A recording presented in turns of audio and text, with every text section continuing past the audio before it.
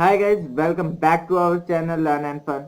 तो guys last video में हमने class 10 science chapter 10 light reflection and refraction का पार्ट 1 कवर कर लिया था। अगर आपने वो वीडियो अभी तक नहीं देखी है तो जाके फटाफट से देख लो, लिंक आपको डिस्क्रिप्शन में मिल जाएगा। तो गाइज आज की वीडियो में हम उसी का पार्ट 2 कवर करने जा रहे हैं। तो आज की वीडियो में हम क्या पढ़ेंगे? आज में की वीडियो में हम पढ़ेंगे कुछ रूल्स फॉर रे डायग्राम्स और हम कनकेव मिरर में इमेज कैसे फॉर्म कर सकते हैं कि अगर इमेज इंफिनिटी पर है, सॉरी ऑब्जेक्ट इंफिनिटी पर है तो इमेज कहाँ बनेगा, या ऑब्जेक्ट फोकस और पोल के बीच में है तो इमेज कहाँ बनेगा। ये सब चीज आज हम इस वीडियो में क्लियर करेंगे। तो ये सब चीज जानने के लिए वीडियो में बने रहिए। तो वीडियो को शुरू करते हैं। तो सबसे पहले हम लोग पढ़ेंगे रूल्स फॉर रे डायग्राम्स कि हमें रे डायग्राम्स बनाने के लिए क्या क्या चीज, मतलब किस किस रूल्स को हमें पढ़ना चाहिए। जैसे अब आप सबसे पहला रूल ले लो। तो पहले रूल में कह रहा है कि अगर कोई रे प्रिंसिपल एक्सिस के पैरेलल है तो फोकस से पास करेगा रिफ्लेक्शन के बाद। और कन्वेक्स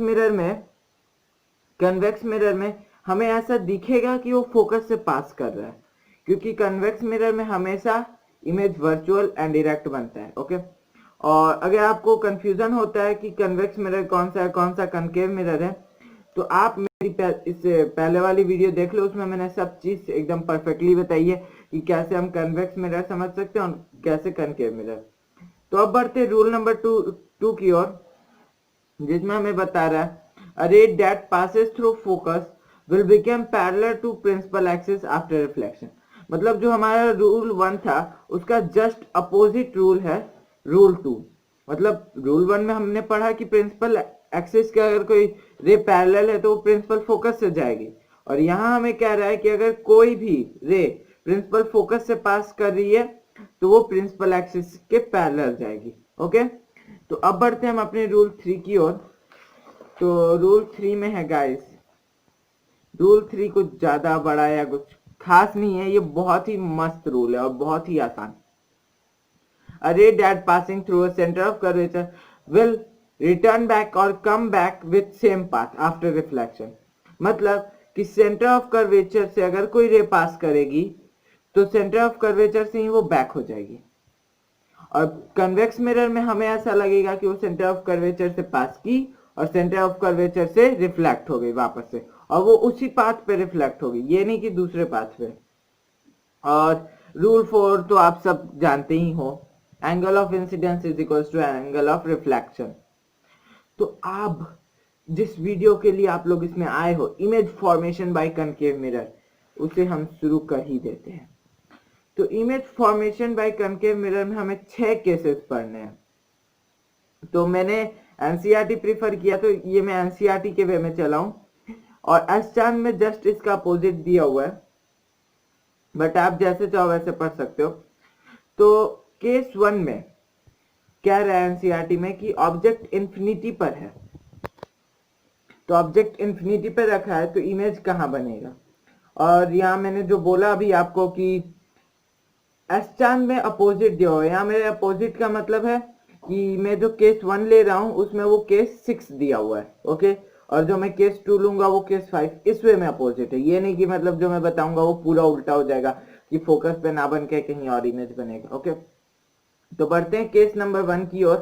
तो केस 1 में हमें कह रहा है कि अगर एक ऑब्जेक्ट इंफिनिटी पर है, यानी यहाँ आप देख लो इंफिनिटी पर पोजीशन ऑफ ऑब्जेक्ट है, यानी पोजीशन ऑफ ऑब्जेक्ट इंफिनिटी है।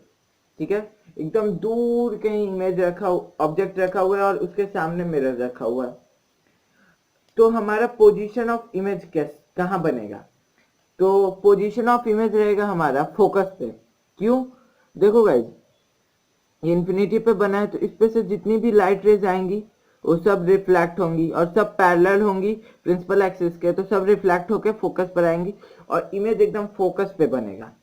और ये एकदम छोटा होगा गाइज, एकदम छोटा, एकदम पॉइंट साइज्ड इमेज होगा। और ये नेचर ऑफ इमेज होगा इसका रियल एंड इन्वर्टेड। रियल मतलब एकदम असली होगा, वर्चुअल नहीं होगा जिसको हम स्क्रीन पे उतार सके, और इन्वर्टेड मतलब उल्टा होगा, यानी हम अगर सीधा खड़े हैं, हमारा सर ऊपर पैर नीचे है, तो इमेज में हमें दिखेगा पैर ऊपर सर नीचे। ओके, अब हम बढ़ते हैं केस 2 की ओर। केस 2 में बियॉन्ड सी दिया, ऑब्जेक्ट का पोजीशन है बियॉन्ड सी, यानी यहां है position of object beyond C. ठीक है, तो position of object beyond C है, तो यहां पर सबसे पहला रूल है, हम पैरेलल इस ऑब्जेक्ट के एक रे पैरेलल जाएगी तो फोकस से पास करेगी, और दूसरा इस ऑब्जेक्ट से हम एक रे लाइट रे पास कराएंगे सेंटर ऑफ कर्वेचर से, तो सेंटर ऑफ कर्वेचर पे रिवर्स बैक होगी, क्योंकि हमने ये रूल नंबर 3 पढ़ा है। ओके, तो और जहां ये दोनों बाइसेक्ट कर जाएंगी, जहां ये दोनों बाइसेक्ट कर जाएंगी वहीं पर इमेज बन जाएगा। तो हमारा पोजीशन ऑफ इमेज क्या होगा, between centre of curvature and focus. Size of image smaller than object होगा, एकदम पॉइंट साइज नहीं होगा, जस्ट लाइक केस 1 नहीं होगा, इसमें स्मॉलर देन ऑब्जेक्ट मतलब थोड़ा बड़ा होगा। और nature of image same real and inverted होगा। तो केस 3 में हमें थोड़ा डिफरेंट दिया इस बार केस 3 में ना ऑब्जेक्ट को एकदम सी पर रख दिया है। तो गाइस अब यहीं पे मैं आपको एक शॉर्टकट ट्रिक बताता हूँ कि आप ये सब कैसे याद रख सकते हैं। आप गौर फरमाइएगा गाइस, पहले इन्फिनिटी पर था ऑब्जेक्ट, फिर थोड़ा आगे आकर सी के पीछे आ गया, अब और आगे आकर सी पर आ गया ऑब्जेक्ट, अगर और फिर हम केस 4 में देखेंगे सी से भी आगे आगे ऑब्जेक्ट, और ऐसे ही कर करके ना हम इसको याद कर सकते हैं कि जब ऑब्जेक्ट आगे आएगा तो इमेज पीछे जाएगा, ऑब्जेक्ट पीछे रहेगा तो इमेज आगे बनेगा। ओके, तो जब ऑब्जेक्ट सी पर रहेगा, यानी ऑब्जेक्ट का पोजीशन क्या है, सेंटर ऑफ कर्वेचर, तो इमेज भी हमारा सेंटर ऑफ कर्वेचर पर ही बनेगा। तो पोजीशन ऑफ इमेज तो हमें पता चल गया कि सेंटर ऑफ कर्वेचर पे बनेगा, और साइज ऑफ इमेज हमारा किस पे बनेगा, मतलब कैसा होगा, तो एकदम जितना साइज ऑब्जेक्ट का उतना ही साइज इमेज का भी होगा। और nature of image just like case 1 2 real and inverted. और अब मूव करते हैं हम केस नंबर 4 पे।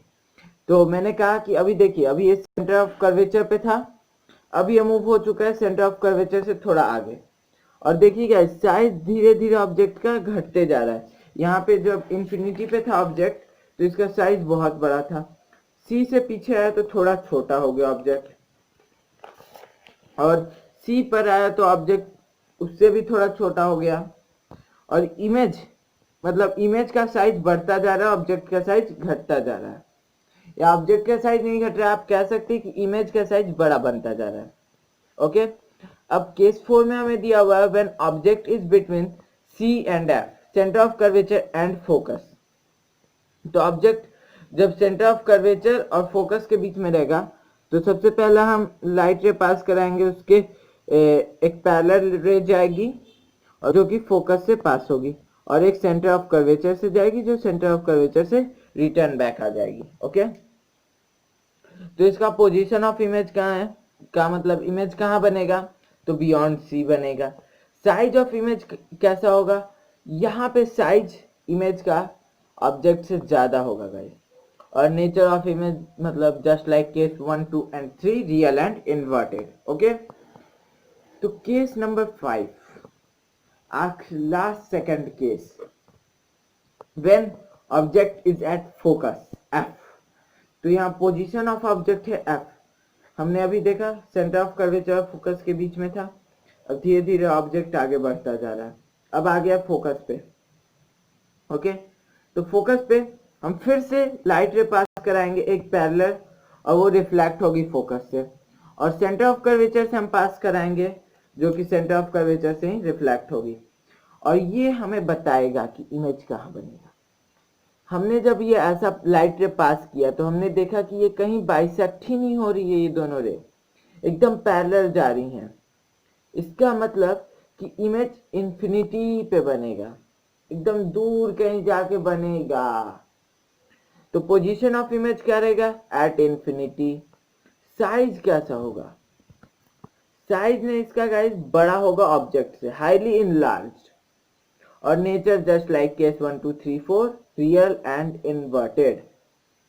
अब गाइस एक केस ऐसा होता है जब कनकेव मिरर में भी वर्चुअल एंड इरेक्ट इमेज बनती है, और वो केस होता है तब जब आपका ऑब्जेक्ट पोल और फोकस के बीच में रखा रहता है। तो जब पोल और फोकस के बीच में रहेगा तो फिर से हम वही रूल यूज करेंगे, पैरेलल रे पास, मतलब पैरेलल रे पास करवाएंगे तो फोकस से रिफ्लेक्ट करेगा, और एक रे पास कराएंगे सेंटर ऑफ कर्वेचर पे। तो हमने ये देखा कि ये आगे जाके तो कहीं नहीं मिल रही हैं, और मतलब बढ़ती जा रही, इनका डिस्टेंस बढ़ता जा रहा है। बट अगर हम इस इमेज को, इस मतलब ये जो लाइट रेज है इनको हम देखें, अब मिरर के पीछे देखा हमने, तो देखा कि ये पीछे जाके कहीं मिल रहा है और इमेज एक फॉर्म कर रहा है। मतलब इस केस में आपको पोजीशन ऑफ इमेज रहेगा बिहाइंड द मिरर, और साइज तो मतलब बड़ा रहेगा ही, और नेचर ऑफ इमेज रहेगा वर्चुअल एंड इरेक्ट। अब ये सब केसेस हमें कहाँ काम आती हैं? तो हमें काम आती है जब हम इस लाइट चैप्टर के न्यूमेरिकल सॉल्व करते हैं, कि जैसे आपको दिया रहेगा कि पोल से फोकस की डिस्टेंस इतनी है और इमेज इन दोनों के बीच में रखा है, तो ऑब्जेक्ट इन दोनों के बीच में रखा है, तो इमेज कितनी दूरी पे बनेगा, या ऐसे अलग अलग करके क्वेश्चन दिए रहेंगे, तो वहां पे हमें ये सब रूल्स काम आएंगे। और कन्वेक्स मिरर के भी कुछ रूल्स हैं गाइस, बट वो सिर्फ 2 ही रूल है, तो वो मैं आपको अगली वीडियो में कवर करूंगा। तो अगर आपको ये वीडियो अच्छी लगी तो फटाफट से जाकर लाइक कर दो, और चैनल पे नहीं हो तो चैनल को सब्सक्राइब करके बेल आइकन जरूर से हिट कर देना, कि ताकि आपको हमारे लेटेस्ट वीडियोस की नोटिफिकेशन मिलती रहे। और अगर आपने पार्ट 1 नहीं देखी तो जाके फटाफट देख लो, लिंक डिस्क्रिप्शन में। तब तक के लिए बाय बाय, मिलते हैं नेक्स्ट वीडियो में। अपने एक फ्रेंड्स के साथ शेयर भी जरूर से कर देना।